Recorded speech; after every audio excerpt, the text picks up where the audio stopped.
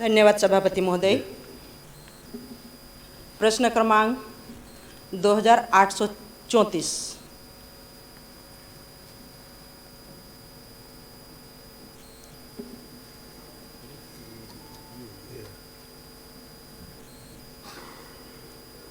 इसकी बात क्या है? अध्यक्ष महोदय, उत्तर पटल पर रखा है। जी हाँ बोलिए, विधायक जी प्रश्न कीजिए। जी, सम्मान्य सभापति महोदय, मैं इस सदन में एक अत्यंत महत्वपूर्ण विषय पुरानी पेंशन योजना ओपीएस की बहाली को लेकर अपनी बात रखना चाहती हूँ। यह विषय हमारे प्रदेश के लाखों सरकारी कर्मचारी की भविष्य की सुरक्षा और सामाजिक न्याय से जुड़ा हुआ है। सन 2005 के पश्चात नियुक्त समस्त सरकारी सेवकों को नई पेंशन योजना एनपीएस के अंतर्गत लाया गया। यह योजना बाजार पर आधारित है और इसमें निश्चित ही लाभ की कोई गारंटी नहीं है।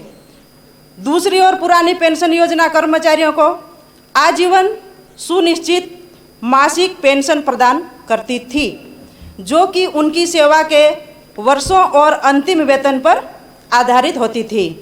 माननीय उप मुख्यमंत्री महोदय, मेरे पूछे गए प्रश्न क्रमांक 2834 के संदर्भ में उत्तर में कहा है कि सरकार के पास इस समय पुरानी पेंशन योजना की बहाली पर कोई प्रस्ताव विचाराधीन नहीं है। साथ ही यह भी बताया गया कि राज्य सरकार की वित्तीय संसाधनों और अन्य प्राथमिकताओं के आधार पर निर्णय लेती है।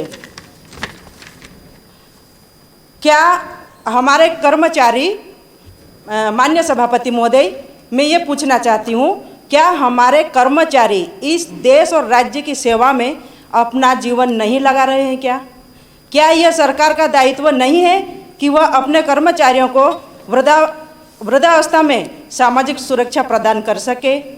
जब राजस्थान, छत्तीसगढ़, पंजाब जैसे राज्य पुरानी पेंशन योजना की बहाली पर कार्य कर रहे, तो मध्य प्रदेश क्यों पीछे है? माननीय, पुराने पेंशन कर्मचारी का हक है, यह उनके सेवा जीवन की गारंटी है।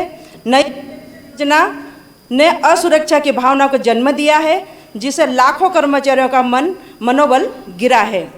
इस सदन के माध्यम से राज्य सरकार से स्पष्ट मांग करती हूँ कि ओपीएस की बहाली एक उच्च स्तरीय समिति गठित की जाए।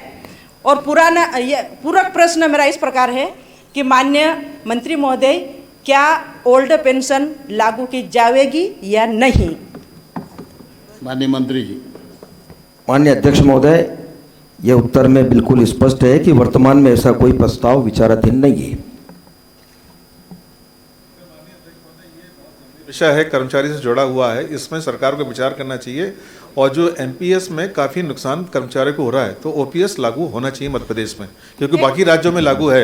एक कमेटी गठित हो जाए साहब, और इनके ऊपर कृपा हो जाए सरकार की। गंगा सज्जन सिंह उइके।